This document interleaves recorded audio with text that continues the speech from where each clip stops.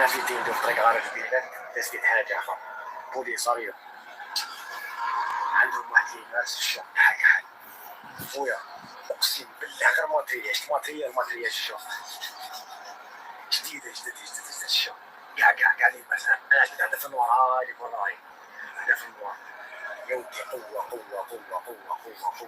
الله يبارك الله يبارك اللهم صل على النبي الحبيب الله يبارك عليه الصلاة والسلام.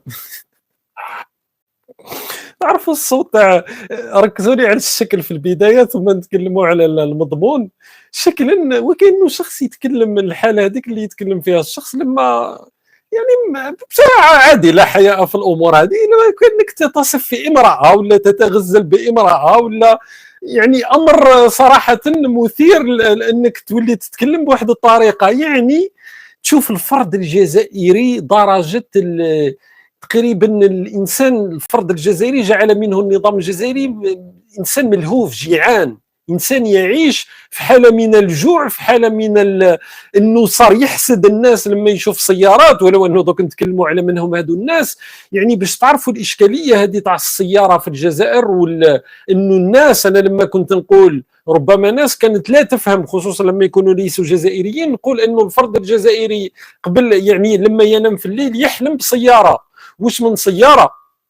على العموم الفرد الجزائري يحلم بسياره. والله نوري لكم حلم كل مواطن يعني من طبقه المتوسطه ما هي، يعني سياره ممنوع انها تسير في اوروبا على فكره. هاو الحلم تاع كل جزائري اصلا، لدرجه انها سياره غير معروفه صعيب انك تلقى صور تاعها. هذه هي سياره هنديه تسمى الماروتي. هذه السيارة توصل حتى في الجزائر إلى 5000 يورو، يعني القيمة تاعها باليورو. معناتها أنه الحالة من الندرة اللي خلقها النظام الجزائري. ولكن هنا طبيعة الحال راكم فهمتوا بأنه السخونة هذا كان في المعبر الحدودي داخل الجزائر. يعني تخيلوا البلد، يعني حالة غير طبيعية في البلد هذا، معبر حدودي في تندوف، ليس من أجل الدخول إلى المنطقة العازلة وإلى أراضي المغربية يعني اللي هي اليوم خارج الجدار العازل، لا، باش يدخل المنطقة في تندوف،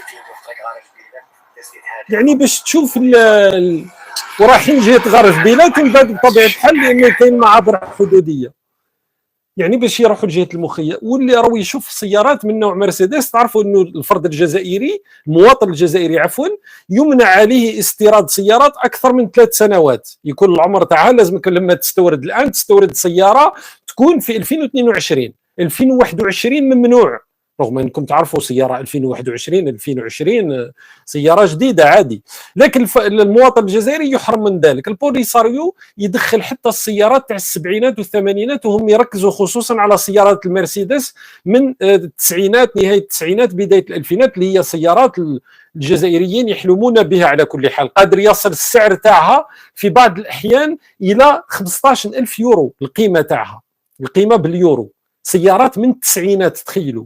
يعني لانه مبحوث، يعني الفرد الجزائري يحلم دائما بهذيك الفخفخه تاع المرسيدس تاع نهايه التسعينات وبدايه الالفينات. يعني شوف النظام اين اوصل، وشوف البوليساريو الان حتى الجزائريين بداوا يوقفوا على، ولو انه صراحه انا اتذكر خصوصا في السنوات الاخيره كانوا حتى في منصه اخرى لما بعض الجزائريين يشوفوا الفيديوهات يصدمون، يعني بداوا يعرفوا الحقيقه هذه تاع الامتيازات اللي يتمنعوا البوليساريو. ليس المحتجزين هذوك اللاجئين راهم مغلوب على امرهم، لكن البوليساريو العناصر تاع البوليساريو الامتيازات التي يتمتعون بها. ولكن لما تسمع صوت هذا الجزائري اللي في الفيديو صراحه تعرف درجه يعني الجحيم اللي يعيشه الفرد الجزائري. يشوف ناس اجانب في بلاده عايشين احسن منه بامواله، وهم ناس يعني هادو تاع البوليساريو المرتزقه تاع ميليشيات البوليساريو.